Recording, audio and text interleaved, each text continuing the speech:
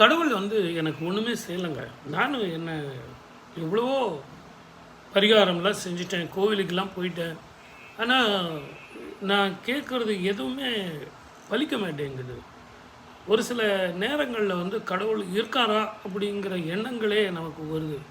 வாழ்க்கையே கஷ்டமாக தான் இருக்குமோ, சோதனையாக தான் இருக்குமோ, ஒரு அனுபவமாக தான் இருக்குமோ, இப்படி நீங்கள் பல விதத்தில் யோசிச்சுருப்பீங்க.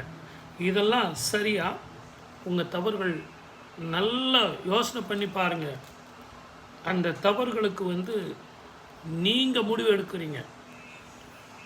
இறைவனை அதை முடிவு எடுக்கிறதுக்காக நீங்கள் பயன்படுத்துகிறீங்க. 5 ரூபாய்க்கு கற்பூரம் நீங்கள் விளக்கேற்றிட்டு நீங்கள் எதிர்பார்க்குற முடிவு வேணும்னு சொல்லிட்டு இறைவனை கேட்குறீங்க. இறைவனிடத்தில் சரணாகதி தத்துவத்தைன்றது புரிஞ்சிக்க மாட்டேன்றீங்க. உங்களை நீங்களே மறந்து உங்களுடைய சரணாகதி, நான் எல்லாத்தையும் உங்ககிட்ட நான் கொடுத்துட்டேன், ஒரு காரியம் நிறைவேறுவதும் வெற்றி பெறுவதும் சாதிப்பதும் உன் கையில் தான் இருக்குது அப்படிங்கிற அந்த முடிவுக்கு நீங்கள் எப்போ வரீங்களோ அப்போ தான் நீங்கள் நினைக்கிற அந்த காரியங்கள் சுபமாக முடியும். எது எப்போ எங்கே எப்படி முடியணும் அப்படிங்கிறது இறைவனுக்கு தான் தெரியும். இந்த காரியத்தை இப்படித்தான் எனக்கு வெற்றி வேணும், இப்படித்தான் நீங்கள் முடிச்சு கொடுக்கணும். சில நேரங்களில் உங்கள் முடிவுகளே உங்களுக்கு தப்பாயிடுது இல்லையா? ஆனால் இறைவனே நீங்கள் நினைக்கிறது எந்த விதத்தில் நியாயம்? இறைவனையே நீங்கள் இப்படித்தான் எனக்கு இந்த முடிவு வேணும் அப்படின்னு நீங்கள் சொல்கிறதுல எந்த விதத்தில் நியாயங்க? ஆகவே தயவு செஞ்சு நல்லா புரிஞ்சுங்க.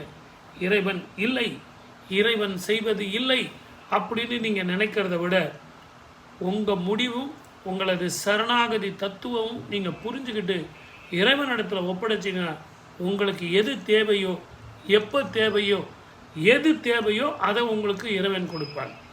அதை விட்டுட்டு அந்த பிரச்சனையில் இந்த முடிவு எனக்கு சாதகமாக இருக்கும் அப்படின்னு நீங்களாக எடுக்கிற அந்த முடிவு சரி வருமா? அதற்காக இந்த உலகத்தில் இறைவன் இல்லைன்னு ஒரு முடிவுக்கு வர முடியுமா? அவசரத்திலையும் ஆத்திரத்திலையும் எடுக்கிற முடிவுகள் சரியாக இருக்குமா? படைத்தது இறைவன், கொடுப்பது இறைவன், பெருமைப்படுத்துவது இறைவன்.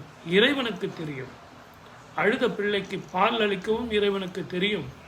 பாறையில் இருக்கிற தேரைக்கும் உணவளிக்க தெரியும்.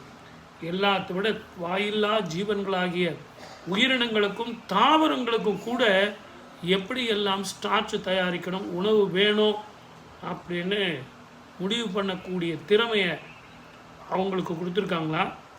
இறைவன் எல்லோருக்குமே பகிர்ந்து அளித்திருக்கிறான். நம்ம எடுக்கிற முடிவு தான்